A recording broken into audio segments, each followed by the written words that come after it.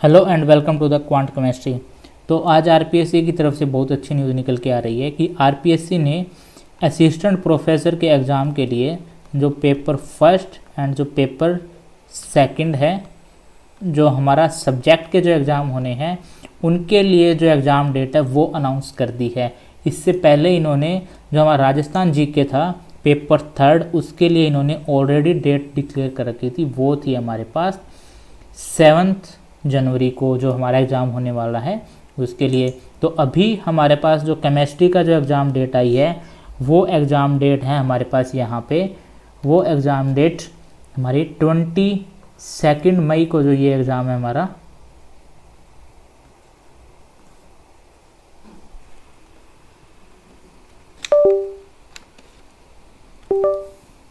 तो ये एग्ज़ाम हमारा 22 को ये एग्ज़ाम है हमारा, ये एग्ज़ाम होना है 22 को।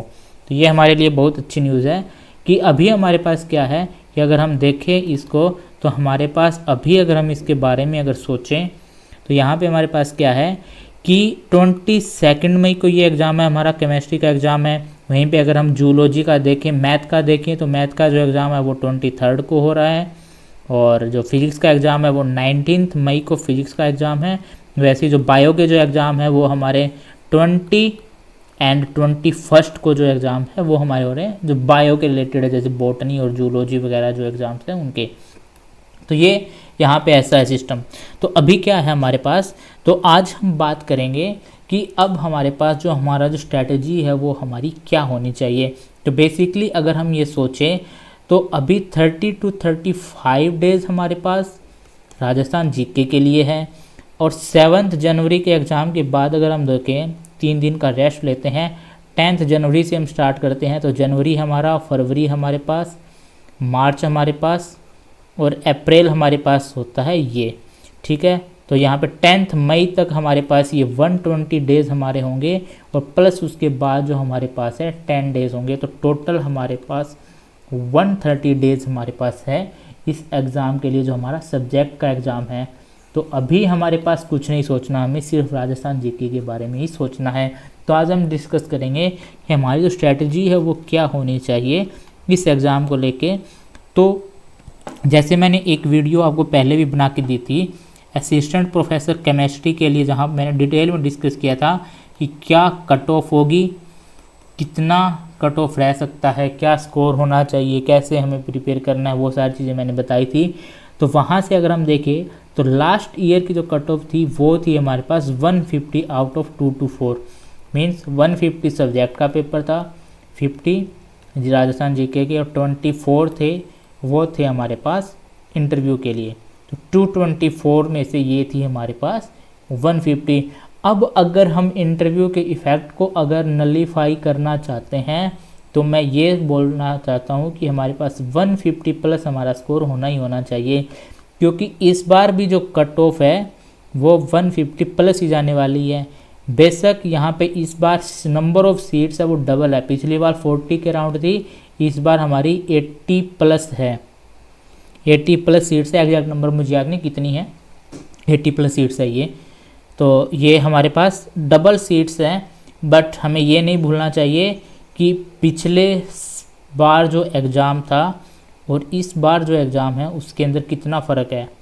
पिछली बार जो एग्ज़ाम हुआ था वो 2021 के अंदर हुआ था, वहाँ से लेकर यहाँ तक जो हमारा 3 ईयर्स का जो गैप है, एक तो वो चीज़ जहाँ पे जो स्टूडेंट्स 5 to 10 मार्क्स इतने से रहे थे, थोड़े बहुत मार्क्स से रहे थे, वो इस बार इस एग्ज़ाम में पूरा जी जान लगा देंगे, जो कि इस एग्ज़ाम को लेके ही निकाल लेंगे, वो नहीं चूकने वाले। जो पिछली बार रह गए थे जितने भी, ये मान लो कि जहाँ पे जो पिछली बार जो यहाँ पे जो रिजर्व लिस्ट के अंदर थे, वेटिंग वाले थे, वो तो इस एग्ज़ाम को लेके ही चले जाएंगे। तो एक चीज़ तो ये। दूसरी चीज़ कि पिछले एग्ज़ाम के अंदर सिर्फ थे नेट वाले। नेट में जो अदर स्टेट के पीपल होते हैं वो होते हैं जिनका सब्जेक्ट के ऊपर बहुत ज़्यादा फोकस होता है, उनका राजस्थान जीके थोड़ा वीक होता है। ये मैं मान के चलता हूँ, ये मेरी थ्योरी है खुद का, और जो रियल में होता ही है। पर यहाँ पे नेट प्लस सेट वाले दोनों हैं, जो सिर्फ और सिर्फ राजस्थान वाले होंगे यहाँ पे सेट के अंदर, ये चीज़ भी आपको ध्यान रखनी है।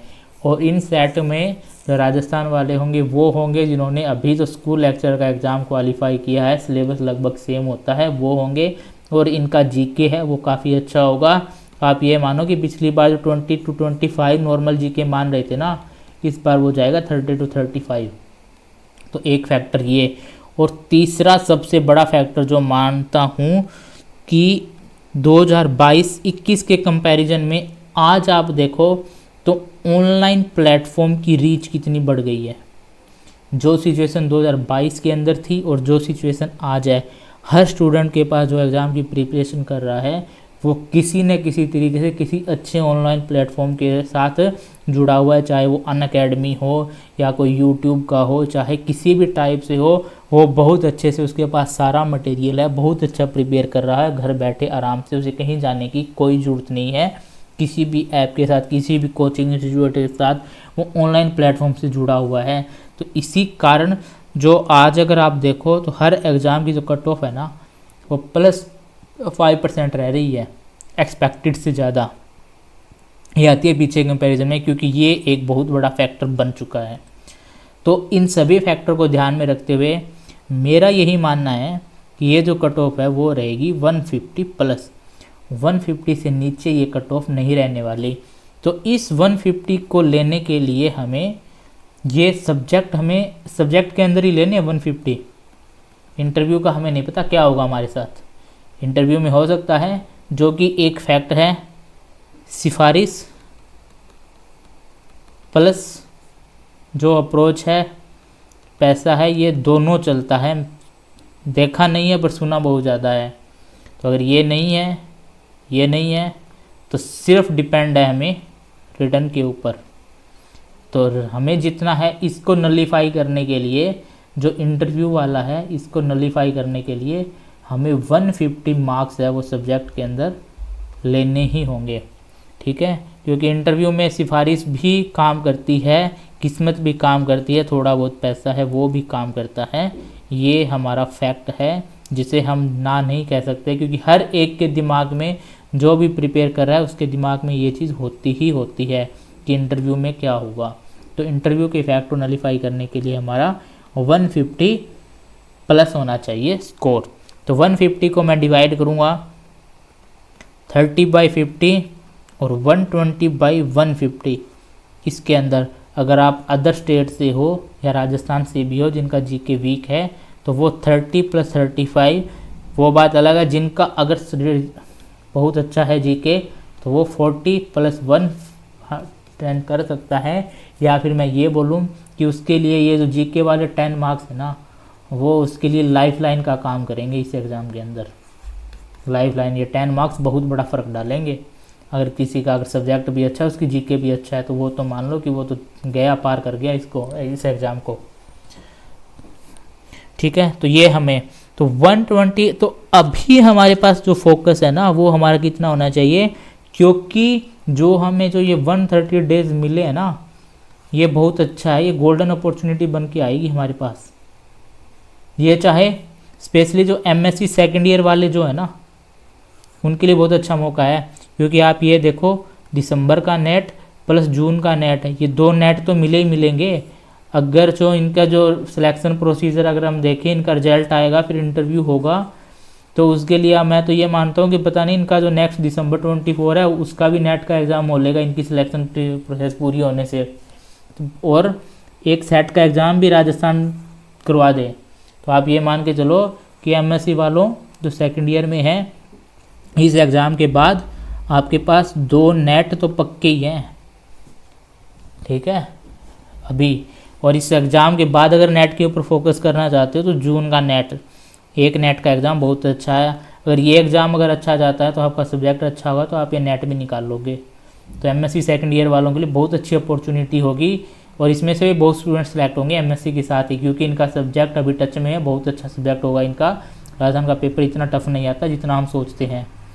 ठीक है, तो इनके लिए बहुत अच्छी अपॉर्चुनिटी होगी ये। तो ये है, तो अभी जो हमारा फोकस होना चाहिए वो सारा का सारा फोकस हमारा होना चाहिए राजस्थान जीके के अंदर। तो राजस्थान जीके के अंदर हमें क्या करना है, तो जो ये वाला जो पेपर है ना, ये हमारा यहाँ पे राजस्थान जीके का, इसके ऊपर पूरा फोकस होना चाहिए कि इसके अंदर हमें 30 मार्क्स लेने हैं। इसका रीज़न क्या है? इसका रीज़न आप ये भी देखो कि 7 जनवरी को हमारा एक पेपर होगा और 22 मई को जो दूसरा पेपर होगा।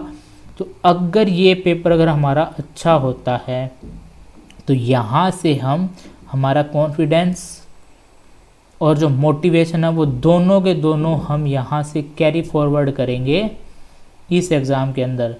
यहाँ पे मोटिवेशन भी हमें मिलेगा प्रिपरेशन के लिए, क्योंकि ये एग्ज़ाम हमारा अच्छा होगा तो हमें ये दिख रहा होगा यहाँ पे अगर हमारे 35 आ गए तो अगर मैं सब्जेक्ट को अच्छे से कर लूँ तो अच्छी अपॉर्चुनिटी है 120 मार्क्स लेके 155 में सिलेक्शन पक्का करने की।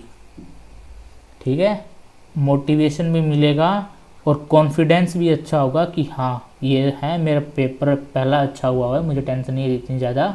ठीक है, ये चीज़ है। अगर ये पेपर अगर कहीं गड़बड़ हो गया ये वाला ही, तो इससे क्या होगा, एक तो डीमोटिवेट होंगे, प्रेशर बनेगा सब्जेक्ट का, बहुत ज़्यादा प्रेशर बनेगा और दिमाग में कभी ना कभी ये आएगा कि पेपर अच्छा नहीं हुआ, सिलेक्शन मुश्किल है तो मैं ना पढ़ूँ। तो इसके लिए भी पूरा दिल से तैयारी नहीं कर पाएंगे हम। तो ये पेपर साइकोलॉजिकल तौर पे बहुत बड़ा फैक्ट होगा, क्योंकि जो 10-15 दिन के अंदर जो पेपर होते हैं ना, 10-15 दिन का जो गैप आता है उसमें ये ज़्यादा मैटर नहीं करता, हो गया जो तैयारी आपकी जो पहले होती है वही होती है। इन 10-15 दिन के अंदर सिर्फ हम करते हैं रिवीजन। ठीक है, और इन्हीं 130 डेज़ के कारण एक बड़ा फैक्टर ये हो गया कि जो बेचारे पहले से तैयारी की हुई ना उनको हो गया नुकसान, क्योंकि यहाँ पे जिनकी ठीक ठाक तैयारी थी ना वो इन 30 डेज़ में उनके आ जाएंगे बराबर, क्योंकि जो लास्ट तक पहुँचा वो उससे आगे कहाँ जाएगा। ठीक है, पर जो पीछे है वो इनके भी यहाँ आ जाएंगे, तो ये लगभग बराबर आके खड़े हो जाएंगे यहाँ पे।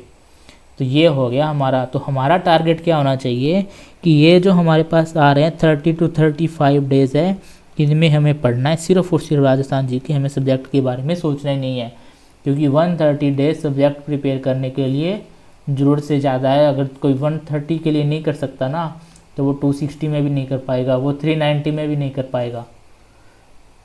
ठीक है, तो ये हमें सिर्फ और सिर्फ करना है राजस्थान जीके। तो अब देखो राजस्थान जीके में जो 30+ का टारगेट लेके चल रहे हैं उन्हें क्या सोचना है, उन्हें मेनली फोकस करना है करंट अफेयर, क्योंकि ये पेपर हमारा 5 पार्ट के अंदर डिवाइड है। यहाँ पे हमारा इकोनॉमिक्स आएगा, फिर हमारा पॉलिटी आएगा, एक हमारा ज्योग्राफी आएगा, फिर हमारा आएगा हिस्ट्री, आर्ट्स एंड कल्चर। ठीक है, हर एक में से 20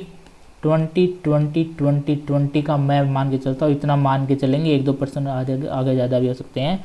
तो हमें क्या करना है कि करंट अफेयर के अंदर मैं 2 चीज़ें जोड़ देता हूँ, इको सर्वे प्लस राजस्थान का जो बजट था अभी 2023 वाला, इस बजट में से मैं ये मान के चलता हूँ ये दोनों मिला के आपको देंगे 30 क्वेश्चन मिनिमम। ठीक है, तो एक तो हमें ये पढ़नी है, फिर जो हमारा है ये बाकी जो 10 क्वेश्चन बच के वो इस इकोनॉमिक्स में से जो भी हमारे पास होंगे वो आ जाएंगे, जो इनकी फैक्ट्रीज वगैरह है, जो भी थोड़ा हिस्ट्री से रिलेटेड पुरानी चीज़ें न्यू चीज़ें हैं उनसे रिलेटेड।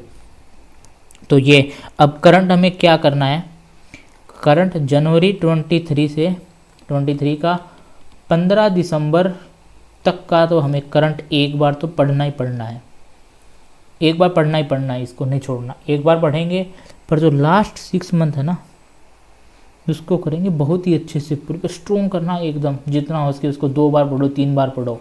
इसे 3 बार कम से कम 3 बार पढ़ना है और इसे कम से कम 1 बार पढ़ना ही पढ़ना है।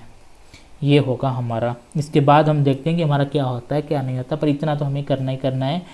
फिर आपको क्या करना है, ये करना है इकोनॉमिक्स, ज्योग्राफी और पॉलिटी के ऊपर आपको फोकस करना है ज़्यादा, क्योंकि ये सारा एक तरफ और इसका पहाड़ सारा एक तरफ। जो सिर्फ 30+ का सोच रहा है उसके लिए ये एक तरफ और ये एक तरफ। इसका मटेरियल जो है ना, मटेरियल है वो इससे ज़्यादा बन जाएगा आपका, स्टडी मटेरियल है वो। क्योंकि अगर आप देखोगे ना, दिशा पब्लिकेशन की एक बुक आती है, ये तो है एक बुक और इन तीनों की मिला के है एक बुक। अब देख लो आप, नंबर ऑफ पेज लगभग सेम है, पर मटेरियल ज़्यादा, इसका क्वेश्चन कम आने हैं। मटेरियल कम है पर क्वेश्चन ज़्यादा है। एक बुक में से 20 क्वेश्चन और इस बुक में से 50 क्वेश्चन। अब देखो किसका वेटेज ज़्यादा किसका कम है, तो ये तो हमें पढ़ना ही पढ़ना है बहुत अच्छे से, ठीक है। तो ये हमारा होना चाहिए। और भाई जो 40+ की तैयारी कर रहा है ना, उसके लिए कोई ऑप्शन नहीं है, उसे ये भी करना है और ये भी करना है, ये भी करना है। सब पढ़ोगे तभी आगे, क्योंकि यहाँ पे आप ये मानो कि कोई भी ऐसा नहीं होगा जो 100/100 मार आएगा। 10 से 15 क्वेश्चन तो कितना भी पढ़ के जाओ चाहे, तो अभी आपके इधर उधर होने ही होने हैं 10 से 15 क्वेश्चन। तो 40+ सोच रहा है ना, उसके लिए तो सारा ही पढ़ना है। जो 30+ जो सोच रहा है ना, जो सोच रहा है मैं सिर्फ 60 ही क्वेश्चन करके आऊँ 100 में से, उसके लिए इतना मटेरियल काफ़ी है, वो इतना अच्छे से प्रिपेयर कर ले। बाकी एक बार अगर उसने ये पढ़ा तो यहाँ से भी 2-3 क्वेश्चन तो ऐसे निकल जाएंगे, ठीक है। कुछ आभूषण का आ जाएगा, कोई बोली का आ जाएगा, कोई किसी का आ जाएगा, तो 2-3 क्वेश्चन तो ऐसे तुक्के से लग जाने हैं यहाँ पे, ठीक है। तो आपको ये चीज़ पे फोकस करना है। तो अभी जो हमारा है ये हमें करना है अच्छे से प्रिपेयर। तो अभी हमें सिर्फ और सिर्फ सोचना है इस राजस्थान जीके के बारे में, और हमें कुछ भी नहीं सोचना। बाकी सब्जेक्ट को हम इंजॉय करेंगे 7 जनवरी के बाद। 7 जनवरी के बाद सिर्फ केमिस्ट्री हमारी है, पर 7 जनवरी से पहले सोच लो कि केमिस्ट्री है ही नहीं हमारे पास। केमिस्ट्री को बिल्कुल भी नहीं पढ़ना, सिर्फ जीके जीके जीके। यहाँ 30 कर लो, वहाँ पे 120। इस सब्जेक्ट के अंदर मुझे लगता है कि 120 मार्क्स लेने चाहिए हमें, अगर हम डेडिकेटेड है, अगर हम इस जॉब को चाहते हैं। अगर हम डेडिकेटेड नहीं हैं, इस जॉब को नहीं चाहते, तो बात अलग है। अगर जॉब चाहिए तो सब्जेक्ट के अंदर 120 + 30, क्योंकि मैं ये मानता हूँ जिसका सब्जेक्ट के अंदर 120 आ रहा है ना, वो इस जॉब को डिजर्व करता है। जिसके 100 से नीचे रहते हैं ना, वो इस जॉब को डिजर्व नहीं करता। जो सब्जेक्ट के अंदर बहुत अच्छे अगर स्कोर लेके आ रहे हैं ना, तो वो डिजर्व करते हैं, क्योंकि उनका सब्जेक्ट बहुत अच्छा है, वो रियल में डिजर्व करते हैं सीट को। तो आपको कहीं ऐसा ना हो कि जीके के कारण हमारा रह जाए कि 120 + 30 है तो 35 डेज, यानी कि ऐसे करो कि दिल्ली के हम 2 क्वेश्चन एग्ज़ाम में आने के लायक हम प्रिपेयर कर ले। दिल्ली के 2 क्वेश्चन ऐसे प्रिपेयर करो, इतना पढ़ो कि दिल्ली के 2 क्वेश्चन है करें। जो टेस्ट सीरीज करनी है टेस्ट सीरीज करो, MCQ करने MCQ, PYQs है वो भी सोल्व करो। पर ज़्यादा फोकस हमारा पॉलिटी, ज्योग्राफी और इकोनॉमिक्स पे होना चाहिए, हिस्ट्री आर्ट्स पे कम होना चाहिए। तो यही हमारी स्ट्रैटेजी रहेगी।